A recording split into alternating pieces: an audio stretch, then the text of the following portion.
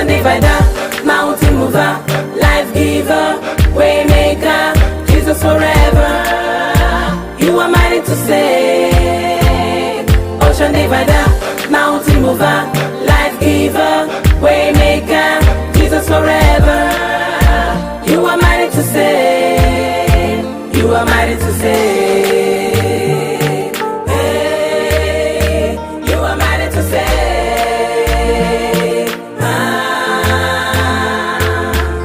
Ocean divide, that's whom you are. How vile did I tell you how beautiful you are? I stood your work so high, I picture your work so fly. Even the bird that flies glorifies your name. Got me singing how marvelous you are. You created me in your images and that's so nice. You gave me Jesus, what a sacrifice. You brought out the Red Sea for the Israelites. Ocean divider, mountain mover, life giver, way maker, Jesus forever.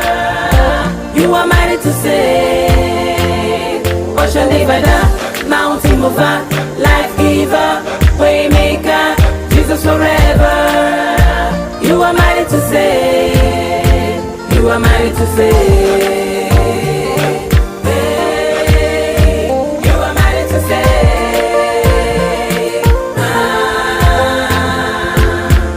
Just when my back was against the wall, Jesus stepped in and he made a way. Ocean divider, I live a brief to exalt you, Lord, for all you do. Without you, there's no me. Mountain mover, you are the rose of Sharon, a mighty warrior, the Lord Almighty, a mighty in battle.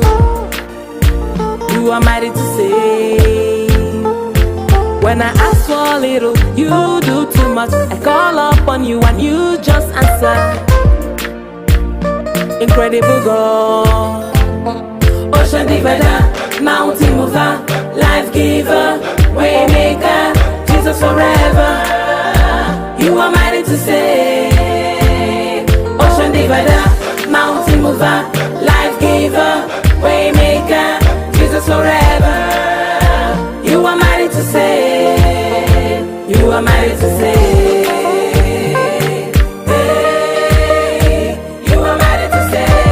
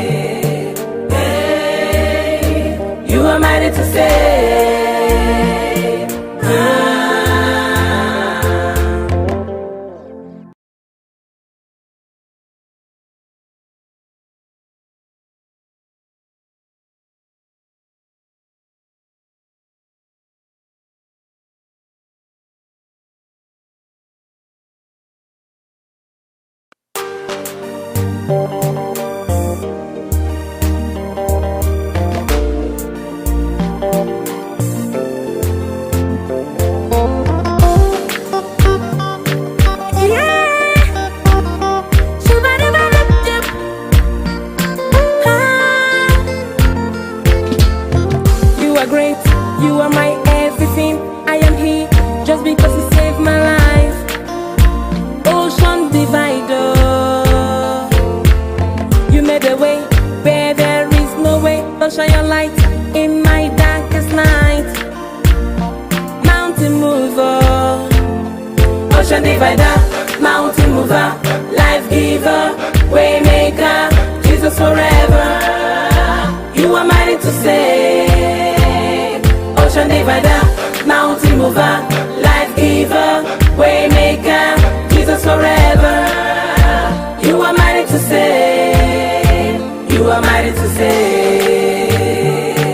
Hey, you are mighty to save.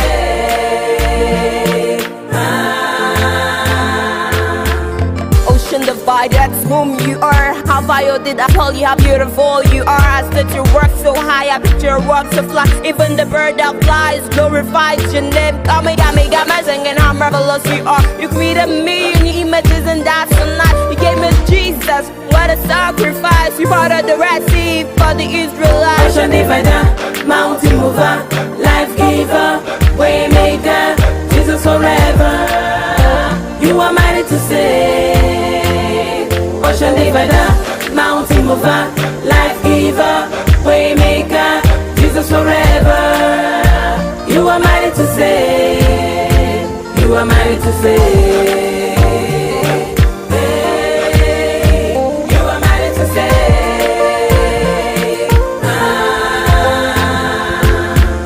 Just when my back was against the wall, Jesus stepped in and he made a way. Ocean divider, I live a praise to exalt you, Lord, for all you do. Without you, there's no me.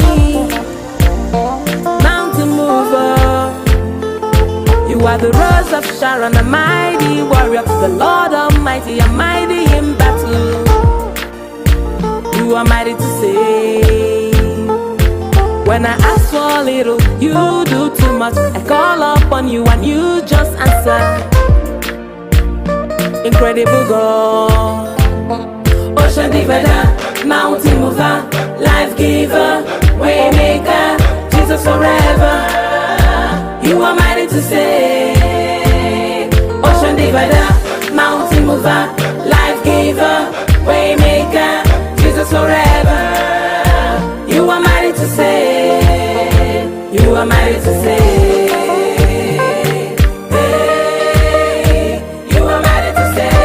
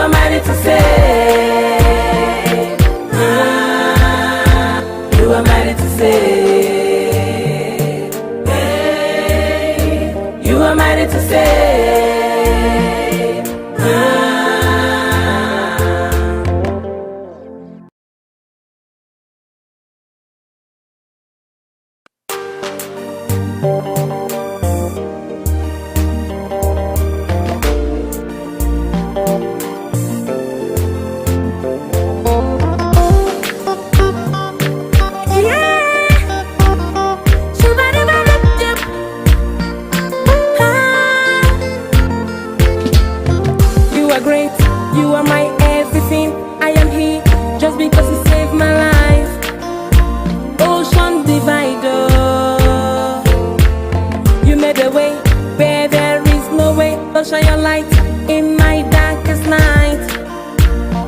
Mountain mover, ocean divider, mountain mover, life giver, way maker, Jesus forever.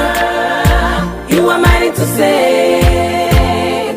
Ocean divider, mountain mover, life giver, way maker, Jesus forever. You are mighty to save. You are mighty to save.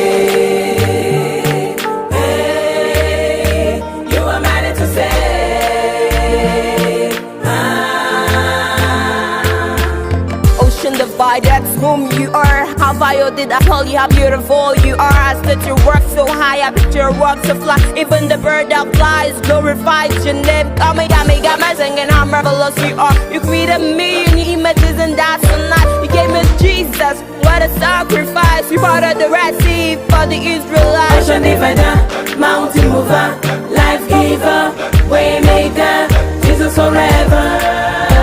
You are mighty to save. Ocean divider, mountain mover, life giver, way maker, Jesus forever. You are mighty to save. You are mighty to save. You are mighty to save.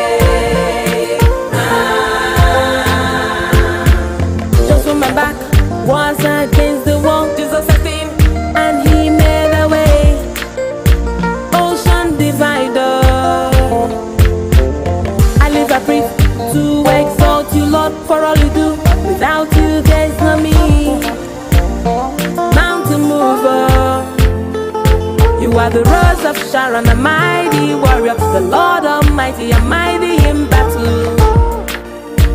You are mighty to save. When I ask for a little, you do too much. I call upon you and you just answer. Incredible God, ocean divider, mountain mover, life giver, way maker, Jesus forever. You are mighty to save. Ocean divider, mountain mover, life giver, way maker, Jesus forever. You are mighty to save. You are mighty to save.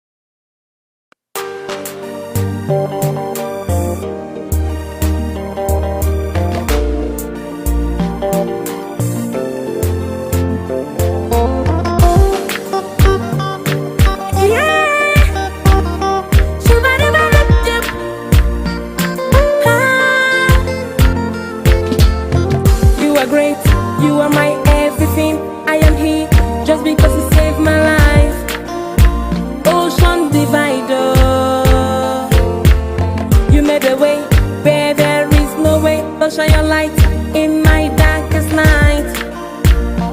Mountain mover, ocean divider, mountain mover, life giver, way maker, Jesus forever. A million images and that's a night. You gave me Jesus, what a sacrifice. You brought out the Red Sea for the Israelites.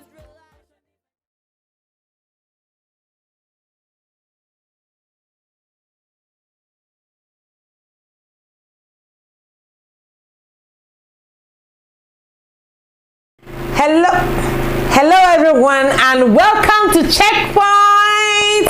Yeah, and then today amazingly is our Q&A live session. And if you're here, I'm really excited to have you here. How was your day? Hope it was good.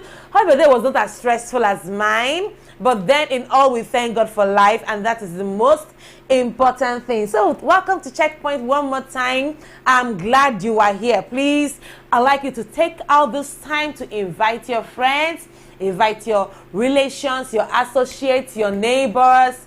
Let them know that Checkpoint is live right now. Let them know that Checkpoint is live right now. All right, I can't wait because I'm really in the mood for us to have this Q&A session. Now, before we start, I'd like to do something. I'd like to thank you, everyone. Yes, you watching me right now. I'd like to say thank you. Thank you for all that you do for us at Checkpoint. Because of what you do, our message is reaching a wider audience, and for this I am indeed very grateful. So thank you so much for all that you do for us. Thank you for liking our videos. Thank you for commenting on our videos. Thank you for sharing. Thank you for subscribing to my YouTube channel. I am indeed grateful. In fact, because of all of these things you do, this message is reaching the people it should reach, and for this I am indeed very grateful. Thank you once again. Now I have this Q&A session today, and I'd like you to get your questions ready. Now, I am not answering these questions because I have all the answers in life.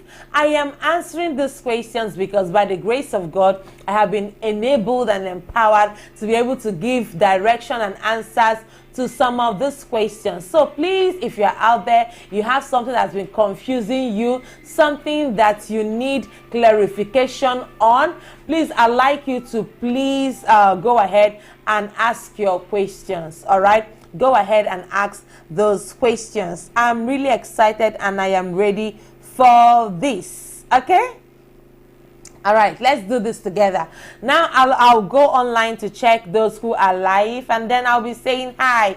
I'll be saying hi to every one of you. So please, if you are live, let me know, okay, so that we can do this together. Now, if you are live and you're watching, now you must do something for me. Please comment so that I know you are here and I can say hi to you. All right, this is very, very important. I'd like to start by saying hi to Bishop Okudili Eze, my darling, wonderful husband. You're always very supportive, and because of all you do, I am able to become the very best version of myself here on earth, and I am indeed very grateful. The same thanks goes to everyone who is live right now watching. Thank you for all that you do. I'll be mentioning your names as I begin to see some of the comments roll in. So please don't go anywhere. Comment and comment again. In case you've commented before and I'm not picking your name, please go ahead and comment a second time so that I can reach out to you. Remember, today we are doing a Q&A session,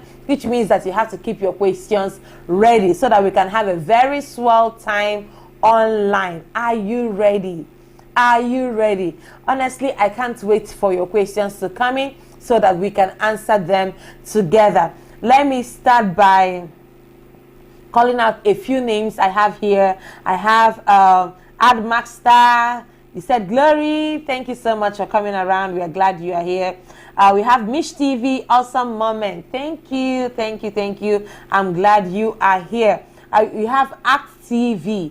Keep shooting, Mama. Thank you so much. I am indeed very grateful. All right. So we have T Bladge. Hey, he said, hi, Mama. You are the best in the world. Thank you. Thank you so much. I'm glad to be here. All right. I'm glad to be in a time like this, having wonderful people like you around. All right. So Mish TV said, looking beautiful as always. Thank you. Thank you so much. All right. I have another comment from Flickzil. He said, Bro, Tony, please shift for me. All right. It's getting interesting here. All right, so I have Star Sylvia or Saramwen. You said, you are lifted for life, Mama. You are lifted for life too. Beautiful Sister Sylvia. I have another one. Honeybell said, hello, Mama. Hello, Honeybell. I'm glad you are here. All right, so it's going to be a very interesting time tonight, and I'd like everyone just come in, rolling with your questions, rolling with those things you need clarification on, and I'll be here live and direct to give the answers to them. Okay, so please, let's do this together. Let's do this together. Rolling your questions, and let's do this together. All right, let's do this together. Okay. I'm checking for questions right now, okay? Because it's a live online session. I'm checking for questions to get that we can do together, okay? All right, so I have a question, and I'd like to start with that question as we go on, all right? Now, if you have your question, please go along and just send it in so that we can give answers to those questions, okay? Now I have a question. And that question is from someone. The person said, what can you do when the flame of your marriage has gone dead? What can you do when the flame of your marriage has gone dead? Now, I understand that the question this person is trying to ask, and basically it has to be about the question about the flame of your romance in your marriage. And many people assume that marriage works by default. Some assume that because you are married, automatically things will begin to just work out on their own accord. But in reality, it is not true. If you want things to work out in your marriage, you have to deliberately, intentionally make it to work. Now, concerning the flames of your marriage or the flames of romance in your marriage, the truth of the matter is that flames are maintained. Let me say this again. Flames are maintained. You want a flame not to go out, that flame has to be maintained. Just think about trying to cook on a rainy day, and there are winds everywhere. You see, it will be very difficult to cook on a stove or on even with firewood, because the wind is moving everything at different directions. But one thing you must know is this: if you want that food to cook faster and to cook well, you have to go into a place where it is enclosed, where the wind is not blowing it left, right, and center. Listen to me. The wind of life will blow your marriage left, right, and center. It will blow it to different directions. But you have to be careful. You have to be intentional.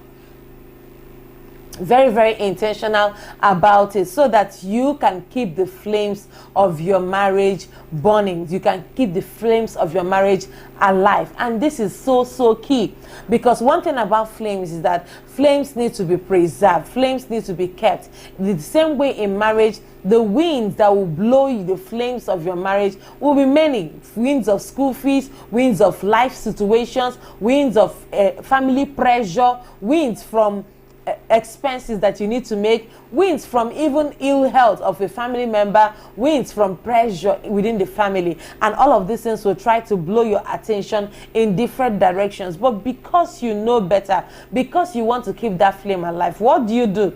You will not shut yourself down with all concerning all of those problems. But what you must do is that you must find a way to make sure that the external pressure does not kill what you have internally. The external pressure does not go ahead to kill what you have internally. You want to keep your love afresh. You want to keep your relationship blossoming. You don't want to be 10 years in marriage and then it looks like it's forever that you have stayed and you are bored and you are tired. That's not what you want for your marriage. You want your marriage to be spicy, to be hot, to be interesting, to be engaging, all right? The fact that you have already 15 years in marriage does not mean that you have to be in a boring marriage. As a matter of fact, love and spicy romance in marriage is not meant for those who are just a year old or 2 year old in marriage. It is meant for every married person. And like I always say, marriage is meant to be enjoyed, not to be endured. Let me say that again. Marriage is meant to be enjoyed, not to endure, not to be endured. Flames are meant to be maintained. Yes, thank you so much, my darling husband, Bishop Okudileze. You said it very correctly. Flames are meant to be maintained. If you want to maintain that flame, you have to intentionally make sure that the things that you are supposed to put in your marriage are there to make the marriage work. And this is very, very key. So what do? You have to sit down with your spouse and find out what is it that they love. What is it that keeps those flames alive in their eyes? What is it that makes them their eyes to sparkle? All right, what is it that gives that element of surprise and love and harmony within that relationship? And then pledge to yourself that you will keep doing that thing over and over again, and even improving on the ways through which you do these things, so that your spouse can remain happy and forever glued to you. Nobody is interested in having a very dull and boring marriage, and that cannot be your case, all right? So because you know better, you are certainly going to do better, right? Okay, so let me take the next question. Yeah, before I take the next question, I have a few comments here from Cynthia Eza Horukwe. She said, yes, marriage is meant to be enjoyed, not endured. That's correct. That's correct. Thank you, Cynthia, for joining. I'm glad you are here. All right, so I have a question from my darling husband, Bishop Ogudileze, and he asked this question: what is church hurt? What are the causes of church hurt, and what are the cures? What is church hurt? What are the causes, and what is the cure? Now, church hurt has to do with when somebody is hurt by reason of their fellowshipping or activities in church or relationship in church.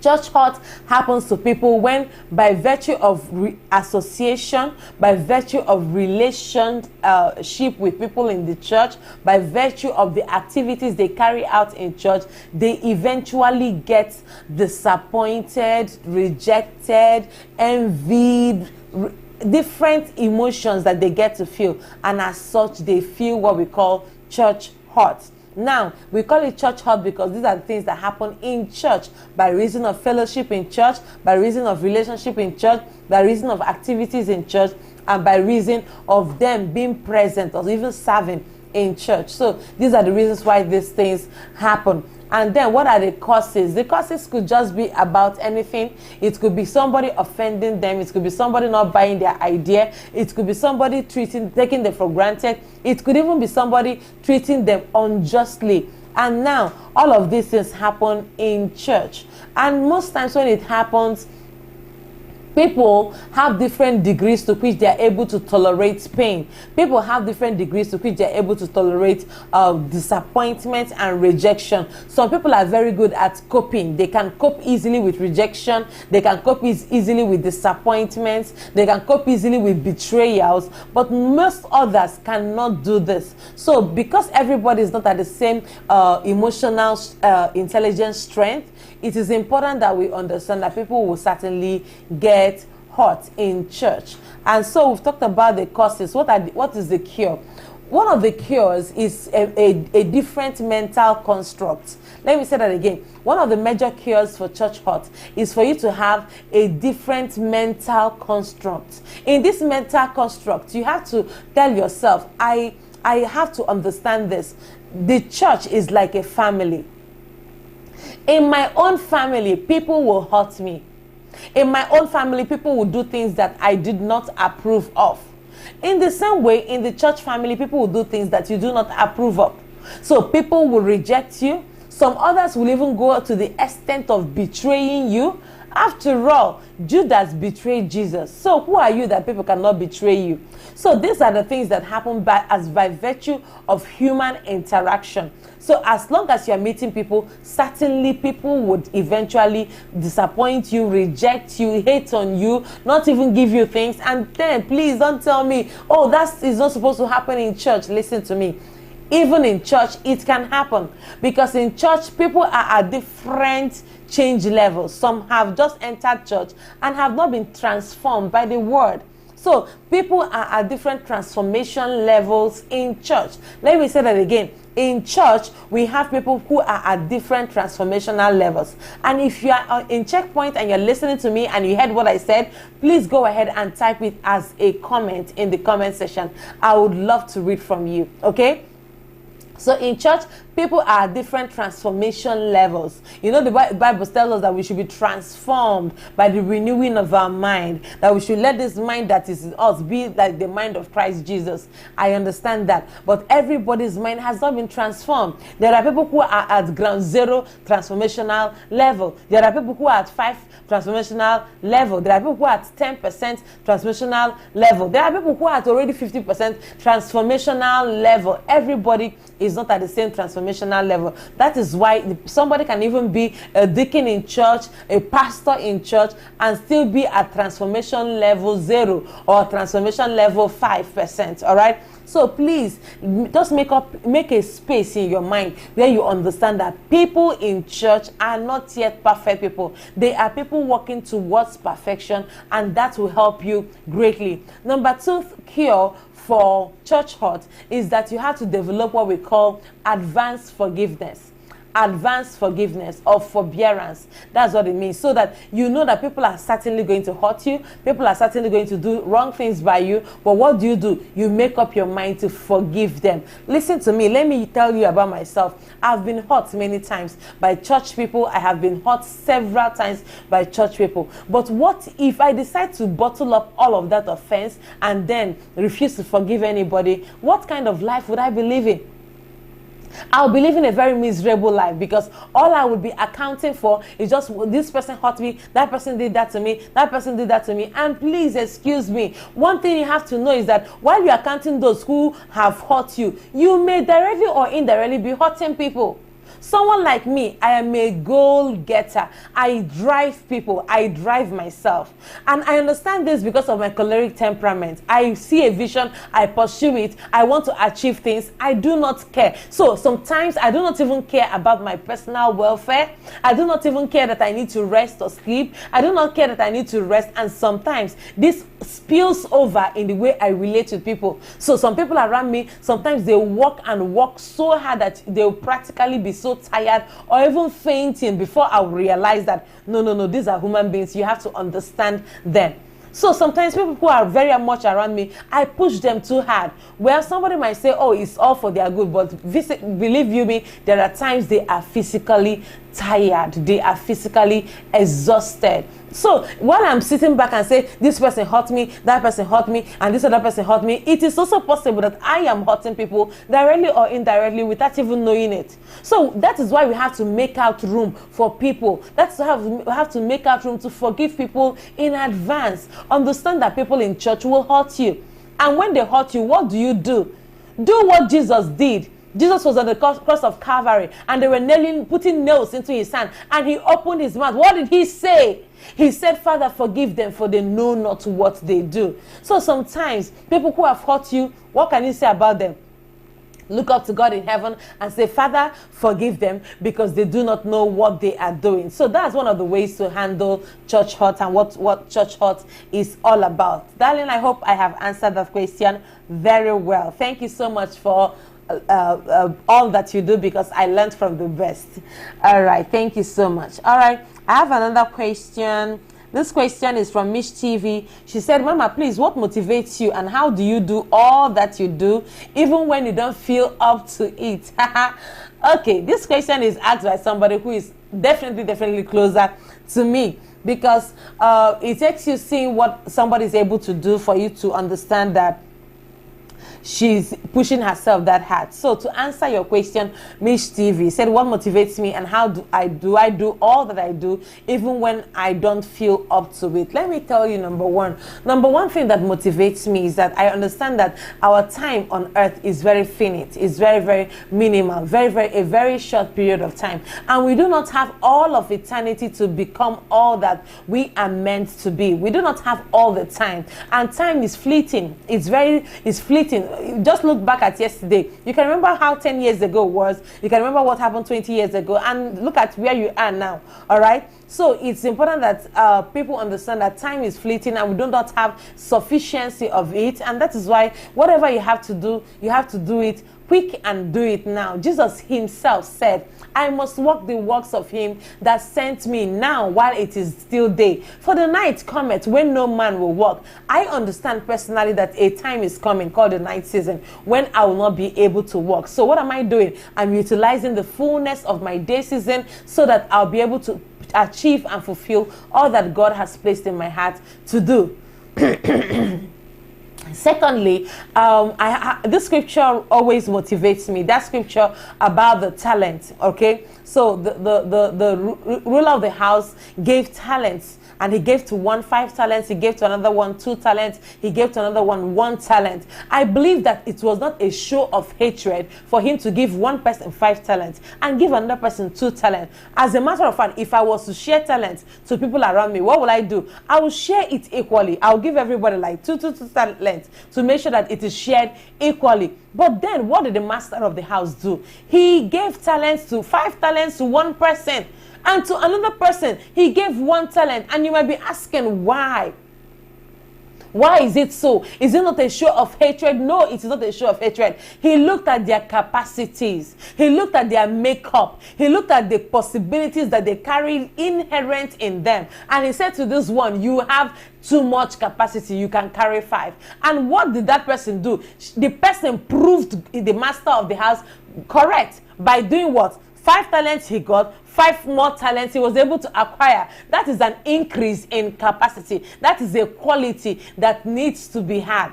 Okay, so the other person had just 2 talents, was given 2 talents, and because 2 talents was actually the person's full capacity, the person was able to produce 2 more talents. Now you might be saying, oh, if anybody was given 3, the person would have also produced 3 more talents. It doesn't work like that, because the other guy was given 1 talent, and even an additional 1 talent he could not reproduce. So I have come to understand that someone like me, I am somebody who is like that kind of person that was given 5 talents or even more, and with this amount of talent, God has seen my heart, God has seen my capacity, and he knows I'm able to produce more. He knows I'm able to do much more than some others. And then if he has invested all of these abilities in me, I also believe that me being fruitful, me being faithful, will be me being able to reproduce those talents that he has given to me. That is why I push myself, and I write the number of songs I've written,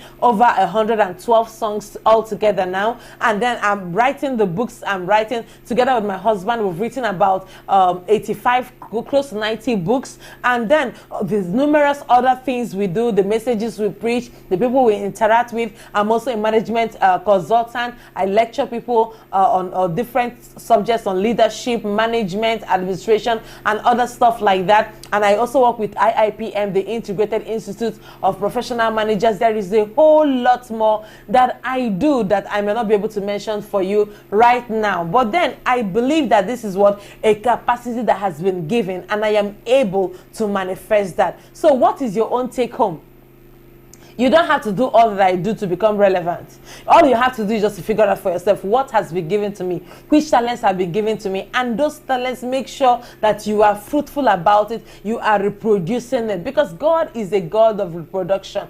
God believes so much in reproduction. As a matter of fact, reproduction is one of the characteristics of living things. And if you are alive, you must be reproducing in a certain area. You must be reproducing your intellect. You must be reproducing your capability. You must be reproducing that wonderful smile of yours, that wonderful intelligence of yours, that wonderful craft that you're able to do, that song you have been given, that book you have been given, whatever it is that God has given to you as an instrument, your skill, your ability to cook, your ability to arrange things, your ability to edit videos, your ability to do graphic work, your ability to whatever it is that God has given to you, whether you're a hairdresser, you are a clothes maker, whatever it is God has given to you, God expects you to be fruitful and to be faithful in that assignment. And when you begin to do this, that is when your blessings will come to you. So these are the things that motivates me. These are the reasons why I'm able to do all that I'm able to do now. And even when I don't feel up to it, this is what keeps me pushing,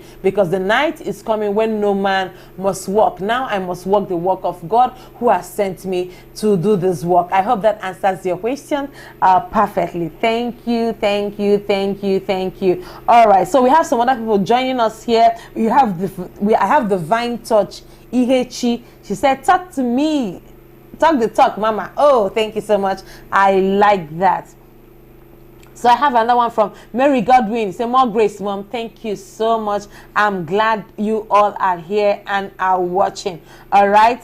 So yes. Bishop Okudili said, in church, people are at different transformational level. That is so accurate. So accurate. Yeah. Mitch TV said, everybody is not at the same transformational level. Advanced forgiveness is key. Yeah. Very important. Yeah. Cynthia Ezahurukwe said, a church is like a family. Exactly, ma. And that's what it is. Thank you so much. All right, I have another question from Bishop Okudileze. He said, finding out that your partner deceived you about something before you entered into marriage, but you suddenly discovered, let's say after 5 years, is it a good ground to dissolve the marriage? Now, this question needs more details. Why am I saying this? Because it is not every information you find out that is that you find out about your partner deceiving you is qualified for dissolution in marriage. Let me give you this example. Assuming that you find out 5 years after your marriage that your partner had another separate account. You see, In as much as you'll be sad about it, you'll not be happy about it, you feel like your relationship has trust issues now, it is still not a solid ground to divorce the person you are married to. Okay? It is still not a solid ground. Maybe after 5 years, you discover that that she has a house. Okay, a house that she bought sometime and she didn't tell you about it. I do not believe that that is still a good ground for the dissolution of marriage. But let's see this other scenario.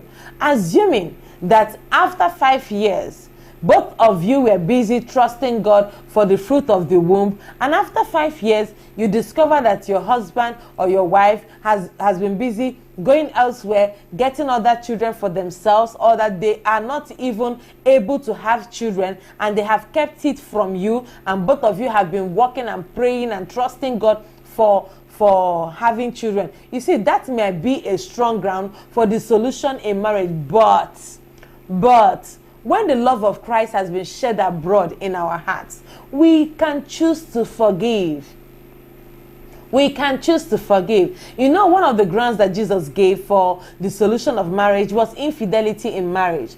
But I want to tell you honestly that if the love of Christ has been shed abroad in your heart, even if you catch your husband having infidelity with somebody else, you can make up your mind to forgive. Now listen to me and listen carefully. Infidelity, like a once upon a time issue, is something you can forgive. But when it becomes habitual, like he does it all the time or she does it all the time, that's not what I'm talking about. And in such a situation, you might have to dissolve the marriage for your own safety, so that you don't catch HIV or other sexually transmitted diseases that have ability to kill you and make you die premature.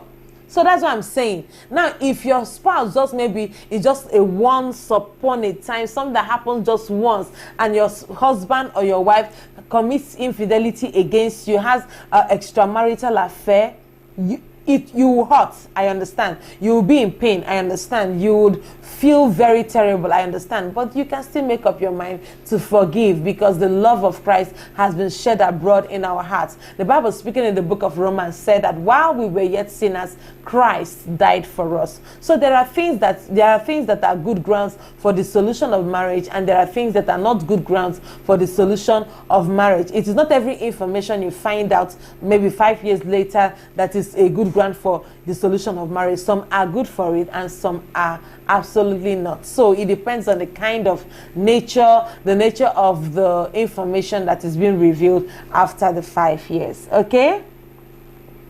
Yeah. So Cynthia is asking me a question. She said, please, which is your favorite among all the books and why? I must say that Cynthia has succeeded in asking me like the most difficult question. I'm not sure I have an answer to this question, because you're asking me my most favorite book. And why? Okay, let me take for instance. The book Becoming a Person of Exceptional Value is a book I value so much. It's a book that when you pick it up, by the time you're done reading it, you would begin to think outside your current scope. But would I say that is my best book or my favorite book? No, because I have another book like Daisy. Daisy is a story that is very, very close to home, okay? And then there are so many details. It's a story of a young girl's life, how she was able to walk from being a girl into adulthood and womanhood and stuff like that. It holds lots and lots of depth and interesting information.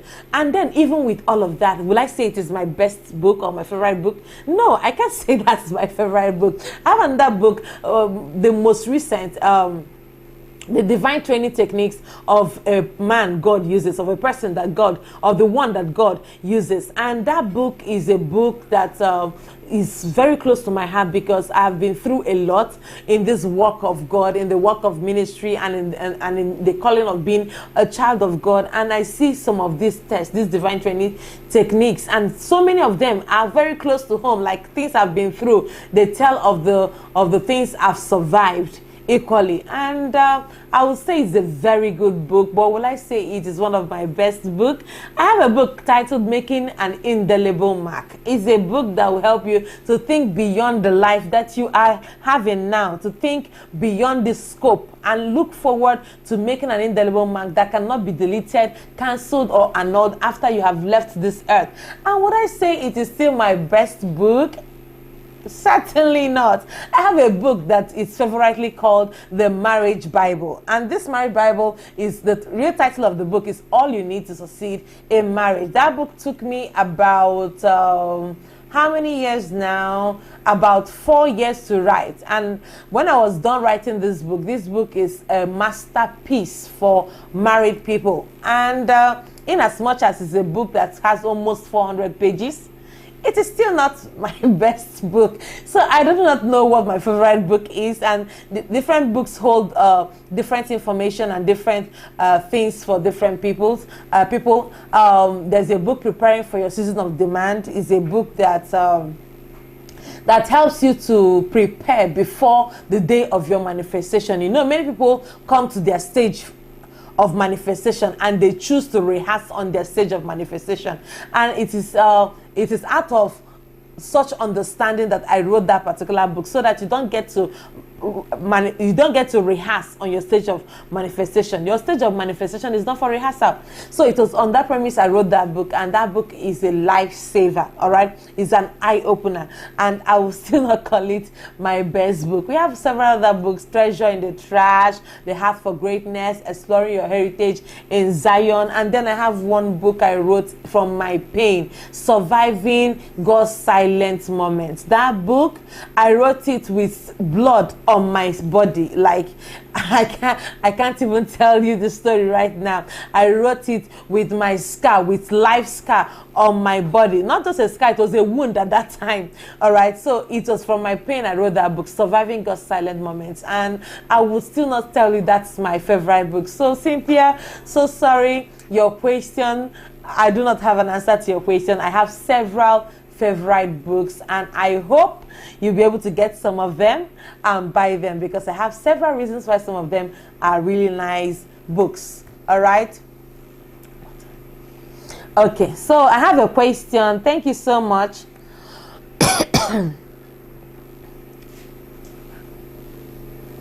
All right, so I have a question. Another question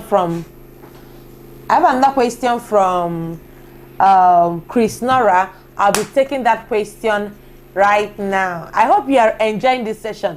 Please, if you are, let me know in the comment section. Tell me what part of this, okay?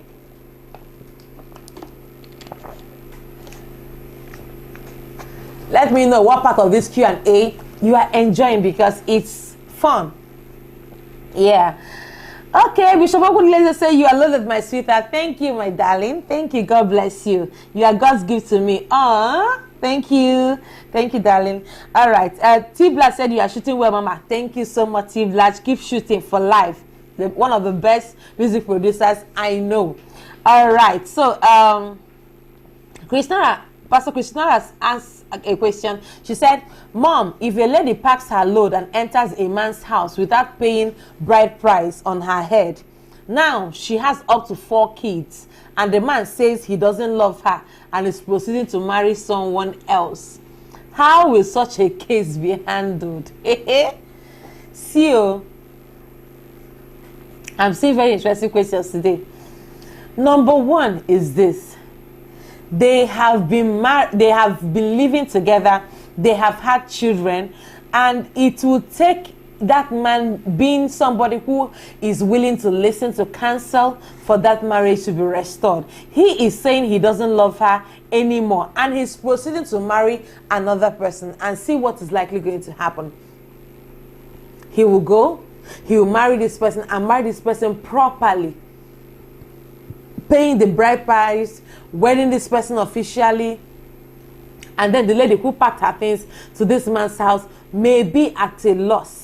Now, the only chance that this case might be reconciled or that the situation will be turned around is only and only if this man is born again, which means that Christ can work in his heart, or that he is willing to listen, he's teachable.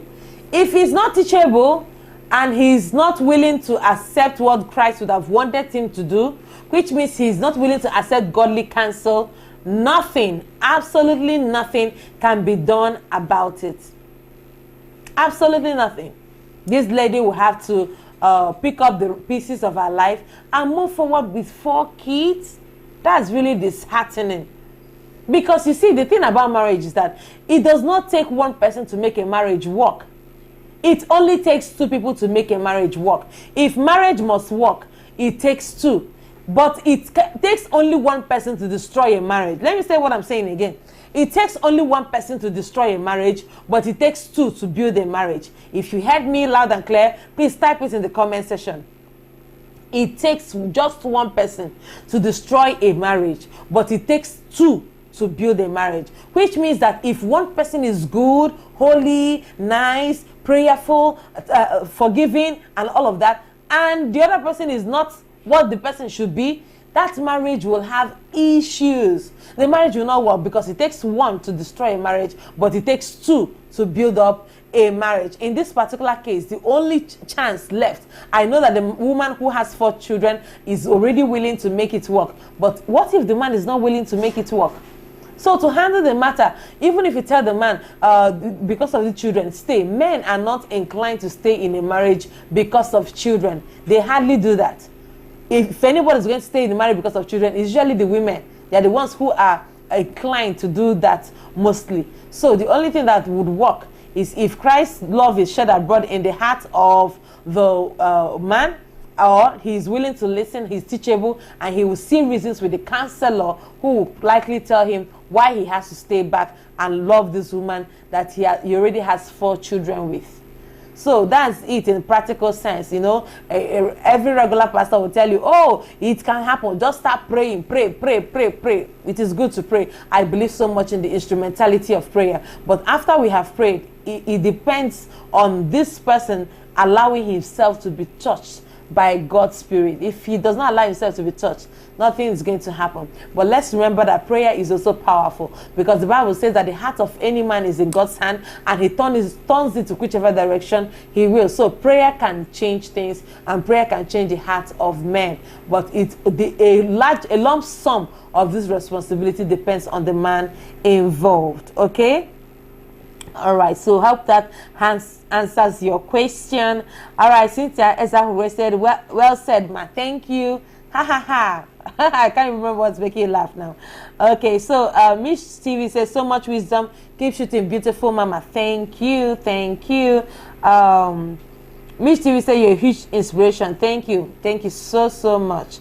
Bishop Okudleze said, please call people in. Too much wisdom being dispensed. Yeah. Call everyone in, all right? Cynthia Zahur said, marriage Bible, 4 years to write and 400 pages.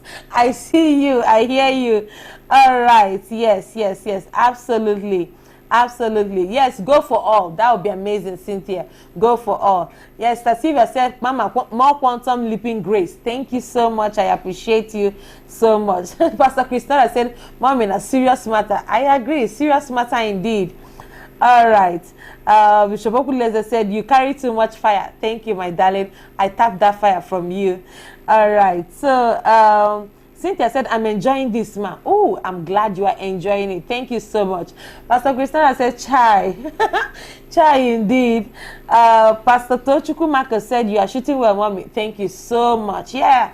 It takes one person to destroy a marriage, but it takes 2 to build up a marriage. Yes, thank you, Honey Bell. Thank you, Pastor Chris Nora. Thank you, Cynthia. Yes, all of you who made that particular comment. Thank you, Sister Sylvia. Yes, it takes one person to destroy a marriage, but it takes 2 to make it work. All right, so I have another question from Pastor Chris Nora. She said, Mom, another is a case of a couple properly married, but while they were single, the lady took in for the now husband, and in the case of abortion, her womb was tampered. No baby now, and the man is threatening to throw her out. How can that be handled? honestly, that can be handled through the case of counseling. And like I said before, it still takes the man involved. It still depends on that man involved to listen. So this real situation is this. This lady aborted for you while you guys were single, because you didn't want the shame and reproach associated with having children out of wedlock. But eventually both of you got married, and now you don't have a child because both of you did something earlier before your marriage that has not destroyed the chances of you having a child now. So number one is that somebody has to help that man understand that this is dividends for service rendered. He was the one who impregnated her before. She tried to abort the baby he impregnated her with, and then in the process her womb was tampered.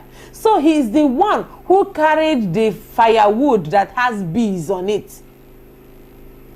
He is the one who started all of this process. So he needs to understand that he can't just throw this lady out and then go and marry some other person who has a proper womb. Meanwhile, he has destroyed her womb. But the long and short of it is that, how do you keep a man who does not want to be in a marriage in a marriage? How? Are you going to tie him or bind him by law or take him to court? If you have reasonable evidence to prove that he is the reason why that womb has been tampered, you may have a case in court and you may win in court. But I don't know if court does handle such matters. So, as it stands, all that can be done is prayer, number one. Prayer so that you have a change of heart. At least, now that the womb has been tampered, what can both of you do? Both of you can decide to go for artificial insemination, or decide to go for adoption, as the case may be, or surrogacy. Because apparently, that womb cannot carry any child anymore. So there are options, medical options that both of you can opt for. Secondly, the man needs to also have a teachable spirit to understand that what he's doing to this particular lady is wrong. But do you know, unfortunately, in that world, people do not even have that kind of conscience anymore. They do not care. So, for the lady, what is she going to do? She might still be alive and see this man go out and marry another woman. That is why I talk to ladies with a lot of passion. That is why I speak to ladies with a lot of passion in my heart. Sometimes it looks like I'm practically shouting, but I am not just shouting. I am speaking from the passion in my heart, because women are the ones who bear the consequences of such decisions. They are the one who bear the consequences the most. Look at these two cases now. The first woman, she has 4 children, and this man is going to marry the one he loves. This second woman, she has no womb because of him, and he's going to marry another person with a womb. Who do you think is suffering the most between these two couples? In this couple scenario, it is the woman suffering. In this other scenario, it is the same woman suffering. So it is women who carry the brunt of the consequences, the weight of the consequences of such negative decisions. That is why you have to be careful. I know a true life story. A particular young lady, she aborted for a young man. This young man, after she aborted for this young man went ahead and got married, and he has children with his wife. And this young lady is still single as we speak. As we speak, she aborted for him so that he can feel safe, he can feel clean. As we speak, she has an issue with her womb. She is not married. This other guy who made her abort has gone ahead, married another woman, and they have children. Ladies, when will you learn? When will you learn? Will ladies be fools forever? Will ladies keep suffering forever? Truly, the word of God says, my people perish for lack of what? Knowledge. Ladies, we have to wake up. If you know you are going to be the one that will carry the weight of the consequences, you ought to make better decisions. You ought to make better decisions for your life, knowing fully well that these consequences will eventually be heavier on you. And it's unfortunate that is how it is. But then what can you do about it? All you have to do is just to do what you have to do the right thing. And when you do the right thing, leave the rest for God. So this is very important. This is very important. All right, so I'm reading some of the comments. Yeah, Cynthia said prayer can change the heart of men. Yes, hopefully prayer can change the heart of men, but there are people who have hardened their hearts like Pharaohs. Prayers can't even touch them. They're not even willing to change at all. Yeah, Pastor Christina said, thanks, Mom. Mom, funny enough, all of them are very naive. Yeah, that will likely be the reason why they have to go through all of this. And it is not right, it is not fair, it is not okay. Yes, Cynthia, yes, women bear all the consequences. Yeah, most times women bear all the consequences.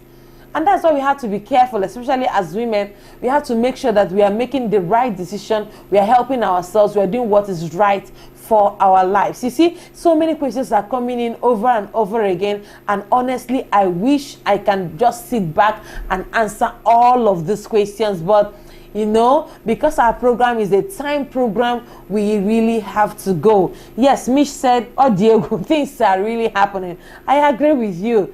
Things are really happening. So because of time constraint, there are so many more questions that we have to answer, but because it's already an hour and our program is supposed to be just an hour-long program, I have to really start rounding up. Now, if you have other questions, please do well to just drop your questions or look out for the next Q&A session live, and we'll be answering all of these questions. It is always my delight to bring clarification to some of the issues that is going on in your life, and that is why I always make out a Q&A session from time to time so that I can answer your questions. And I'm really glad about today. Thank you so much, everyone who came out, who came online to join me in this program. I'm really excited that you did, and I pray that God blesses you amazingly. So these are the few things I was able to share with you today on Checkpoint, and until I come your way again, keep making a positive, indelible mark in the lives of people and on the sands of time. I love you so much. Thank you so much. Please don't stop watching this video. If you joined late, go back and watch from the beginning. And if you have family and friends and relations, go ahead, share the links of the videos to them. And I believe that they will be thoroughly blessed by the contents of this video. Thank you so much for all you do for us at Checkpoint. We love you so much. God bless you. Bye.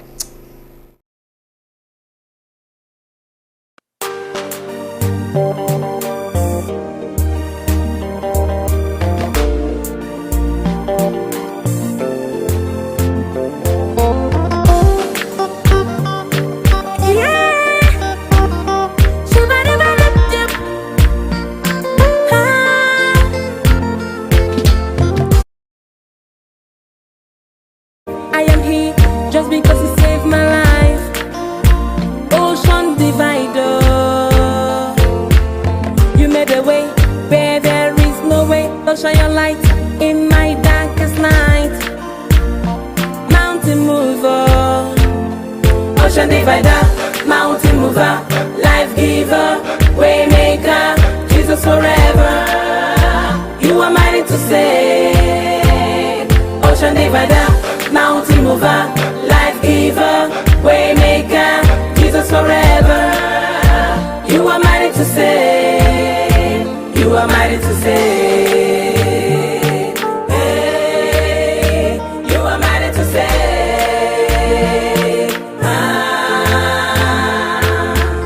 Ocean divide, that's whom you are. How vile did I tell you how beautiful you are? I stood your work so high, I picture your work so fly. Even the bird that flies glorifies your name. Got me singing how marvelous you are. You created me in your images, and that's so nice. You gave me Jesus, what a sacrifice. You brought out the Red Sea for the Israelites. Ocean divider, mountain mover, life giver, way maker, Jesus forever. You are mighty to save. Ocean divider, mountain mover, life giver, way maker, Jesus forever. You are mighty to save. You are mighty to save. Hey, you are mighty to save.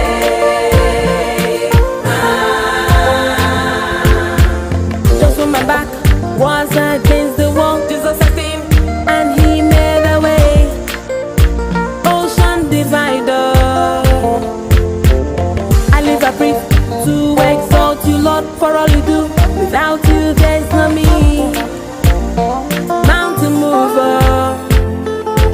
You are the rose of Sharon, a mighty warrior, the Lord Almighty, a mighty in battle. You are mighty to save. When I ask for a little, you do too much. I call upon you and you just answer. Incredible God, ocean divider, mountain mover, life giver, way maker, Jesus forever. You are mighty to save. Ocean divider, mountain mover, life giver, way maker, Jesus forever. You are mighty to save. You are mighty to save. You are mighty to save.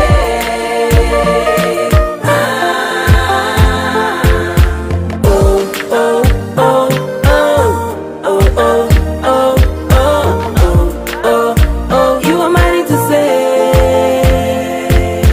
Oh, oh, oh, oh, oh, oh, oh, oh, oh, you are mighty to save. You are mighty to save.